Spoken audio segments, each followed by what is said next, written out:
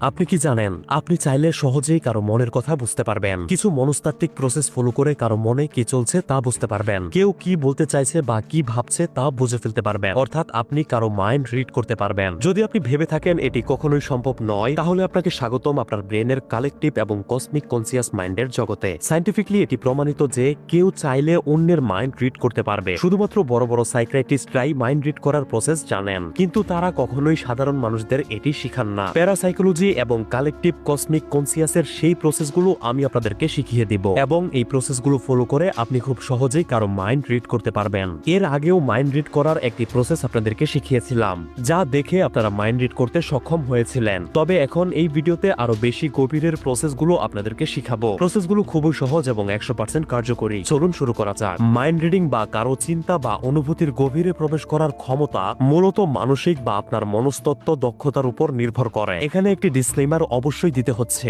এই ভিডিও থেকে mind reading এর শক্তিশালী প্রসেসগুলো শিখে দয়া করে এগুলো খারাপ কোনো উদ্দেশ্যে ব্যবহার করবেন না। নিচে মাইন্ড রিডিং এর পাওয়ারফুল এবং শক্তিশালী কয়েকটি প্রসেস উল্লেখ করা হলো। প্রসেস নাম্বার 1, অবচেতন সংকেত পর্যবেক্ষণ করা। অবচেতন সংকেত পর্যবেক্ষণ করার ক্ষমতা অর্জনের জন্য আমাদেরকে প্রথমে শারীরিক ভাষা বা বডি ল্যাঙ্গুয়েজ, অর্থাৎ কারো অঙ্গভঙ্গি, মুখের এবং চোখের নড়াচড়া বোঝার চেষ্টা করতে হবে। উদাহরণস্বরূপ বলা যায়, কেউ যদি ক্রমাগত চোখ নিচের দিকে রাখে, তার মানে সেই ব্যক্তি নার্ভাস বা আত্মবিশ্বাসহীন রয়েছে এই মুহূর্তে। মাইক্রো এক্সপ্রেশনের ক্ষমতা আমাদের ভেতর বাড়াতে হবে। মাইক্রো এক্সপ্রেশন হচ্ছে কারো মুখের ক্ষুদ্র অভিব্যক্তি দেখে বুঝতে পারার ক্ষমতা যে এই মুহূর্তে সেই ব্যক্তি ঠিক কি অনুভব করছে বা কি ভাবছে।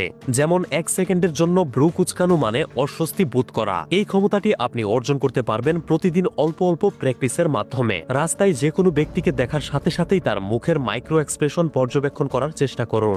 প্রথম আপনি তেমন সঠিকভাবে পর্যবেক্ষণ করতে পারবেন না, বা আপনি কারো মুখের মাইক্রো এক্সপ্রেশন দেখে যা যা সিদ্ধান্তে পৌঁছাবেন তা সঠিক হবে না, কিন্তু প্রতিদিন এটি করলে ধীরে ধীরে আপনার এই ক্ষমতা বাড়তে থাকবে। প্রসেস নাম্বার 2, ভয়েস টোন ও শব্দের ব্যবহার বোঝা। কোনো ব্যক্তির কথা বলার গতি, কণ্ঠস্বরের ওঠানামা এবং জোর গলায় কথা বলা বোঝার চেষ্টা করুন, কারণ এই বিষয়গুলো কোনো ব্যক্তির মাইন্ডে এই মুহূর্তে কি চলছে তা বুঝতে আপনাকে ব্যাপকভাবে সাহায্য করবে। যেমন কয়েকটি কৌশল শিখিয়ে দিচ্ছি। যদি কেউ স্বাভাবিকের চেয়ে দ্রুত কথা বলে, তবে সে হয়তো চিন্তিত, দুশ্চিন্তাগ্রস্ত অথবা মানসিক অস্থিরতায় ভুগছে। যদি কেউ নিচু স্বরে বা ধীরে কথা বলে, তাহলে তা ক্লান্তি, দুঃখ বা আত্মবিশ্বাসের অভাব নির্দেশ করতে পারে। যদি কারো কণ্ঠস্বর খুব দ্রুত ওঠানামা করে, তাহলে সেই ব্যক্তি হয়তো ওই মুহূর্তে খুবই উত্তেজিত, নার্ভাস বা অতিরিক্ত আবেগপ্রবণ অবস্থায় রয়েছে।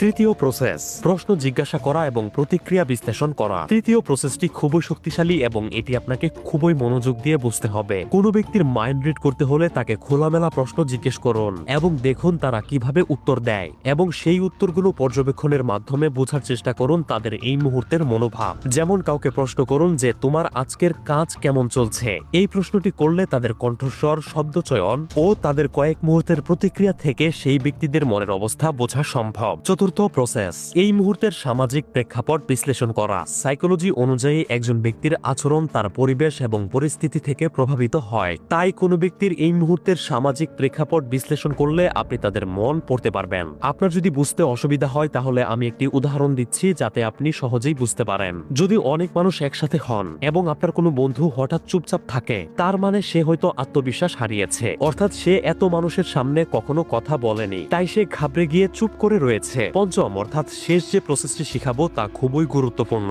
আপনার ভেতরের ধৈর্য এবং পর্যবেক্ষণ ক্ষমতা বৃদ্ধি করা। উপরে যে 4টি প্রসেস শিখিয়েছি সেগুলো কোনো ব্যক্তির উপর প্রয়োগ করার সময় দ্রুত সিদ্ধান্তে পৌঁছাবেন না। দ্রুত সিদ্ধান্তে পৌঁছানোর চেয়ে ধৈর্য ধরে পর্যবেক্ষণ করুন। অন্তত 2 থেকে 3 মিনিট বা এর চেয়েও বেশি সময় পর্যবেক্ষণ করে এরপর কোনো সিদ্ধান্তে পৌঁছান। যত বেশি সময় নিয়ে আপনি পর্যবেক্ষণ করবেন, ততই দেখবেন আরো গভীরের তথ্য বেরিয়ে আসছে। তো আজকের মতো এগুলোই ছিল মাইন্ড রিডিং এর শক্তিশালী মনস্তাত্ত্বিক কৌশল। আপনার যদি মনে হয় যে আমার বানানো এসব ভিডিও আপনার জন্য খুবই প্রয়োজনীয়, তাহলে ভিডিওতে লাইক এবং কমেন্ট করবেন, যাতে আপনি এই পেজের টপ ফ্যান হয়ে যেতে পারেন। এটি করলে পরবর্তীতে যেসব ভিডিও আপলোড করব সেগুলো আপলোডের সাথে সাথেই আপনার কাছে পৌঁছে যাবে। এই ভিডিওতে লাইক দিয়ে সবাই 5000 লাইক পূরণ করে দিন। 5000 লাইক পূরণ হয়ে গেলেই আপনার ভেতরের অন্য কোনো আধ্যাত্মিক ক্ষমতা বাড়ানোর একটি ভিডিও আপলোড করে দিব, এবং সেই ভিডিওগুলো মিস না করতে অবশ্যই পেজটি ফলো করে রাখুন। অসংখ্য ধন্যবাদ।